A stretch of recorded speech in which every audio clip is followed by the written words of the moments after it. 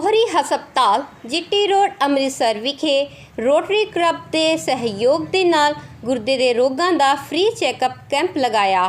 Camp ਦੇ ਦੌਰਾਨ ਗੁਰਦੇ ਰੋਗਾਂ ਦੇ ਟੈਸਟ ਵੀ ਅੱਧੇ ਰੇਟਾਂ ਤੇ ਕੀਤੇ ਗਏ। ਸਟਾਰ ਇੰਡੀਆ ਨਿਊਜ਼ ਅੰਮ੍ਰਿਤਸਰ ਤੋਂ ਗੌਰਵਪ੍ਰੀਤ ਦੇ ਨਾਲ ਰੇਖਾ ਅਤਰੀ ਦੀ ਰਿਪੋਰਟ।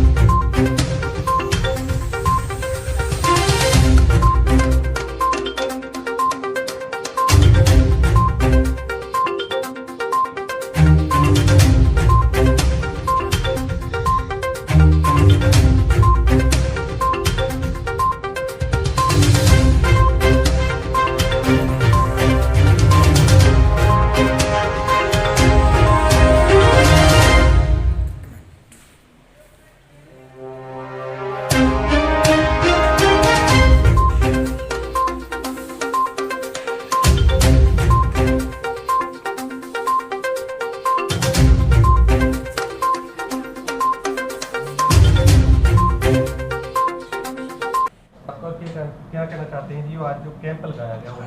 हाँ जी जी, मेरा नाम डॉक्टर इमरान है। मैं एक नेफ्रोलॉजिस्ट हूँ। मैं अपनी जो एजुकेशन है मैंने हैदराबाद से डीएम नेफ्रोलॉजी किया हुआ है। तो यहाँ पे जो कैंप था, कैंप का यही आइडिया था कि हम ज़्यादा से ज़्यादा अर्ली किडनी डिजीज़ पिक कर सकें। जब किडनी डिजीज़ बहुत पहले हो, मतलब अर्ली ऑन कोई सिम्टम नहीं होता, पेशेंट यूजुअली डायबिटिक हाइपरटेंसिव होते हैं, उनमें कोई सिम्टम भी नहीं होता। तो कैंप का यही आइडिया था कि हम ज़्यादा से ज़्यादा ऐसे पेशेंट्स को पहले ही इनिशियल स्टेजेस में डायग्नोज करके, ताकि उनको कोई दिक्कत ना हो आगे, सो दैट, और वो एक अवेयरनेस क्रिएट करना कि किडनी डिजीज़ एसिम्टोमेटिक होती हैं और खुद का ध्यान रखना होता है। बीपी शुगर सब कुछ एटलीस्ट 6 मंथली एनुअली जो रिस्क वाले हाई रिस्क वाले पेशेंट्स होते हैं उनमें एक बार मॉनिटर होना चाहिए। यही आ गया। सर, लक्षण क्या होते हैं जी किडनी खराब हो गई? स्टार्टिंग क्या होता है ये? देखिए, जो सिम्टम्स होते हैं ना, बहुत टाइम तक ना किडनी जब 60-70% भी डैमेज होगी, सिम्टम कोई भी नहीं होगा।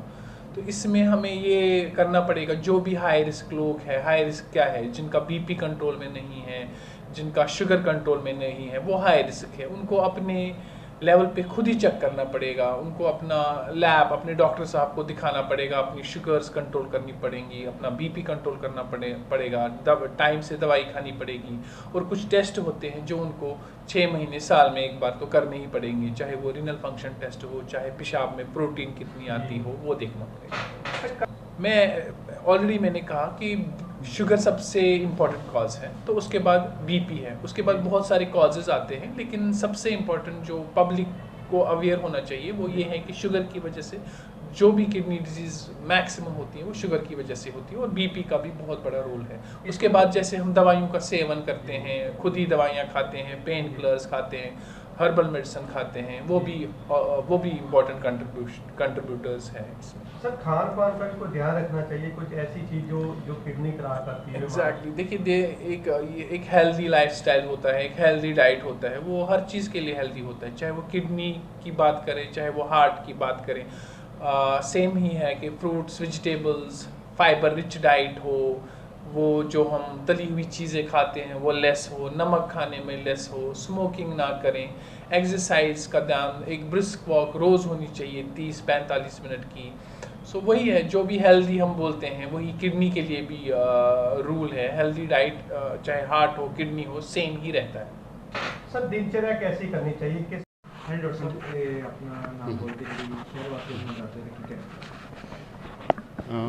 मैं डॉक्टर प्रदीप ओरी हॉस्पिटल पुतली का जीटी रोड की तरफ से आप सबको सबसे पहले नवरात्रों की शुभकामनाएं देता हूं।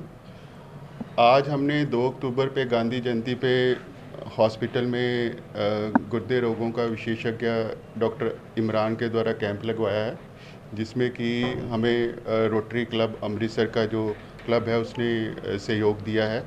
और इस कैंप में हम मरीजों की जांच के अलावा मरीजों के टेस्ट भी फ्री कर रहे हैं। और ये भी मुझे बताते हुए बड़ी खुशी हो रही है कि आज से हमने अमृतसर में डायलिसिस विंग का भी शुरुआत किया है, जिसमें हमने डायलिसिस मशीनें भी इंस्टॉल की है। और ये सारा जो विंग है डॉक्टर इमरान जो कि डीएम नेफ्रोलॉजी है हैदराबाद से, उनकी देखरेख में हमने शुरू किया है। और मुझे लगता है कि काफ़ी बेहतर तरीके से हम अपनी सेवाएं प्रदान करने की कोशिश करेंगे।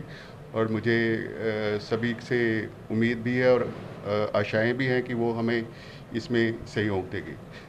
ओडी हॉस्पिटल की तरफ से काफ़ी उपराले की जाती है, कोविड के टाइम में भी काफ़ी उपराले की गई है, तो क्या कहना चाहिए? देखो, बीइंग चेस्ट स्पेशलिस्ट कोविड के टाइम भी हमने पूरा जितना भी था हमारा स्टाफ ने, because it was a respiratory element, तो किया है। वो तो हमारी ड्यूटी भी थी, जिम्मेवारी भी थी, क्योंकि इस आपदा में तो हर कोई इन्वॉल्व था, है ना। एडमिनिस्ट्रेशन सारे सभी ने अपना अपना बहुत अच्छा से योगदान दिया, तभी तो हम कोविड को विन कर पाए।